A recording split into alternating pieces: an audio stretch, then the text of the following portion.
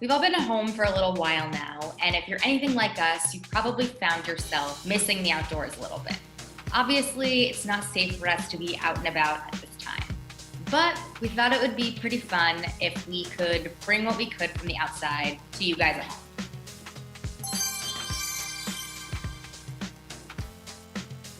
We had the opportunity to check in with the wildlife at Humboldt Redwood State Park and hear more about how they've been affected by coronavirus from a ranger there. He gave us an update from deep in the redwoods, so excuse his audio for any occasional cracks. Hello, I'm Griff. I'm a cultural and natural resource interpreter, aka nature guide naturalist for California state parks. And I'm up here in the most beautiful place on the planet. I'm in the old growth forest of Humboldt Redwood State Forest. And so right here is the largest old growth redwood forest in the entire world. And has the most trees over 300 feet tall.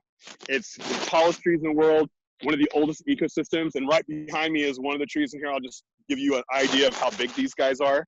So if you are gonna hug this tree, you need to have really long arms. So, Wow.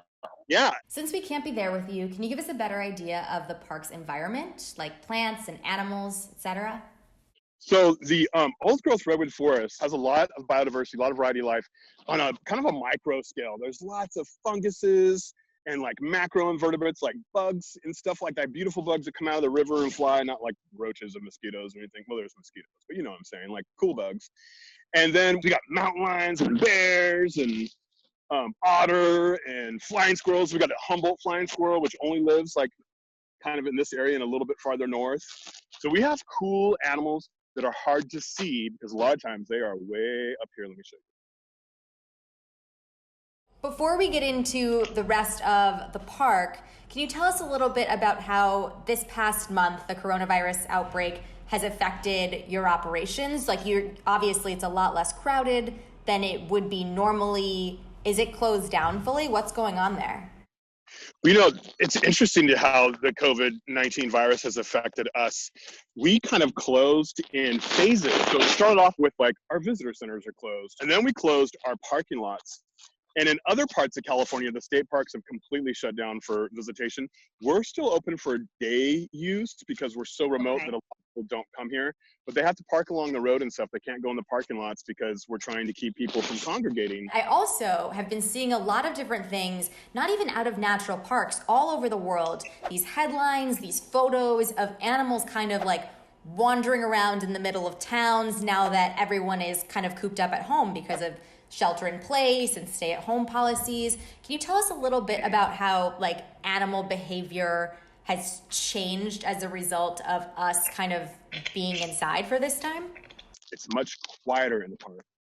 There's not people and dogs disturbing ground. We have a lot of ground nesting birds here, and that's not getting disturbed. It's much quieter, so the harassment level is way down. People don't come here to harass wildlife. We just do because we're loud animals. And so like I've noticed a lot of that, and I'm hearing more birds because the noise level has been reduced, and I bet you they can hear each other better. So there's been a lot of that, and also I've had more wildlife sightings than I've had in the park. I'm seeing tracks way closer. I live in the park.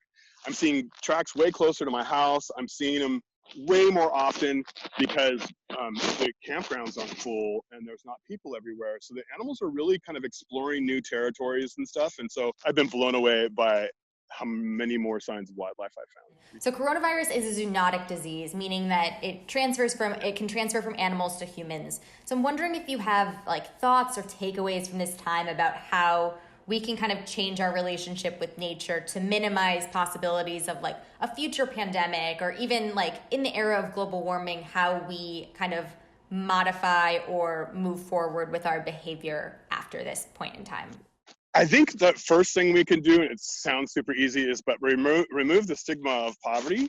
I think that's a really good place to start. So like when we look at why we're destroying the rainforest and shaking these viruses loose out of their indigenous hosts, which would be a primate or whatever, and then finding new hosts in us. Let's really understand that like what's going on is we went from 1 billion people in 1900, and now we're over 7 billion. And so our proximity to animals and to previously like virgin rainforest like there's very little separation. There's roads everywhere now. There's logging everywhere, you know, for palm oil and cattle.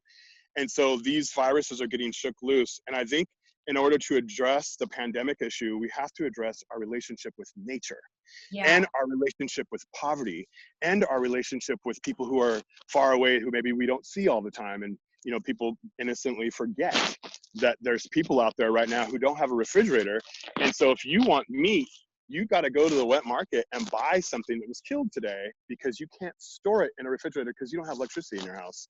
Right. And as long as there's people who are starving, as long as there's people who are, you know, uneducated and super poor and neglected or discriminated against, we're going to have incursion into the woods to capture and kill wildlife for food.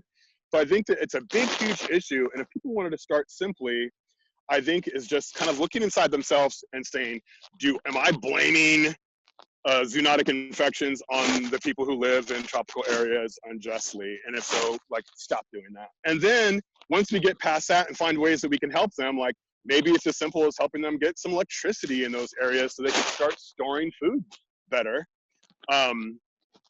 And maybe it's about getting some universal health care that's truly, I mean, we're all in this together, and nothing has demonstrated that more clearly than the COVID virus. So we really have to start thinking about all the different ways we're connected to people all over the planet and animals and healthy ecosystems, because we are animals too, and we depend on these things. So that's my thing about zoonotic viruses. And, you know, I grew up in San Francisco when AIDS first came out. Mm-hmm. And I remember like all the weirdness around that, all the prejudice around that, not just towards gay people, but like people would say, where did AIDS come from? They'd be like, someone did something inappropriate with a monkey. You know, it's like, that's not what happened. People eat chimpanzees and monkeys, and when you clean a fish, sometimes you cut your hand. When you clean a chimpanzee, sometimes you cut your hand, and that's how that happens. These are people trying to feed their families that are getting these diseases, you know, Ebola and AIDS and stuff. And so I think really just having an understanding about where the diseases come from, why, and how they travel so fast. And that's another important key of this is, how did it travel so fast? It traveled just as fast as sudden oak death, a fungus that's killing all the oak trees around here. Okay? It's traveled just as fast as many of our plant diseases that are wiping out our native plants right now. It's because we have this instant travel, we can take these diseases into places where they didn't evolve, and have no competitors and no predators, and they can just go kabam!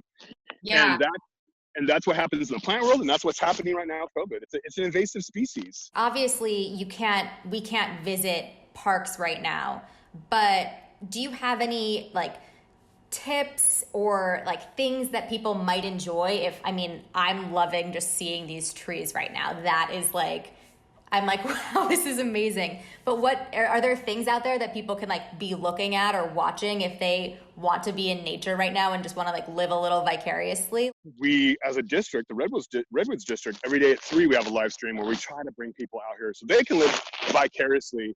I take people for walks virtually on Facebook Lives, and I really encourage them to, like, it's not the same thing as coming out here, but it is pretty close. And I think that everybody needs to take a nature break. Like, you know, I always tell folks, it's like, we humans, you know, lived or evolved, however you want to think about it, in places like this, in landscapes like this, where we had very close relationships with plants and animals. And it's only been a recent that we haven't had that, you know, in Western industrial nations. Mm-hmm. And so I think it's important for people to kind of reconnect. And if right now the only way you can reconnect is virtually, that's a great start. Yeah. And also, if you, like on my live streams and stuff, I'll talk about like how I always try to how you can help from home component, because I really don't want parks to be this terminal thing, like this far off island that we all go to, like, let's go to parks and then we'll like nature, come back, and then we'll get over that nature thing.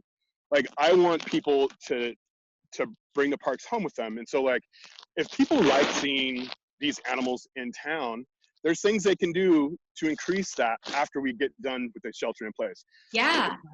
Native plants, you know, they can plant plants that evolved there, because without getting too scientific, insects, 95% of your insects only feed on certain types of plants. Like people always think that insects eat plants, period, and that's super not what's going on. And it's gotten real easy. National Wildlife Federation has like this thing you can enter your zip code and you can find out the plants that are native to your zip code. I mean, it's getting easier. And oh, wow. so, like, and so if people know about the monarchs and the milkweed, so you plant milkweed, you get monarchs because that's what they lay their eggs on. Monarchs are one of thousands of examples of that kind of relationship. Lots of butterflies and moths have that relationship. So if you want this like park experience where there's wildlife coming, you know, closer to town, we've got to like know how to deal with them. And that's, I hope that's something that comes out of this, and people know how to track wildlife, but they also know how to deter wildlife in humane ways. And I hope that people get curious about this in all these photos and videos of these animals coming really close. I hope that they get curious to learn more. Thank you so much for taking us outdoors. Is there anything else you want to tell us about the park or share parting messages for the audience? Yes, you guys, this is your park. National parks are your park. Forest Service is your park. Bureau of Land Management land is your park. All the state parks, county parks, and city parks are your parks. When you see this patch and you're in California, know that you're someplace that you belong. And I would love to see you curious. And because the more you ask about nature, the more you get involved in nature, the more you start to empathize with it. And then once you can feel empathy with nature or a particular animal or plant, then you're more likely to take compassionate action. And we need every single person that is available to take compassionate action to please take it in behalf of nature. Hope this virtual trip outdoors energized you and gave you some hope for how we can improve our relationship with the environment going forward. Thanks again to our friends at Humboldt Redwood State Park, and see you again next time.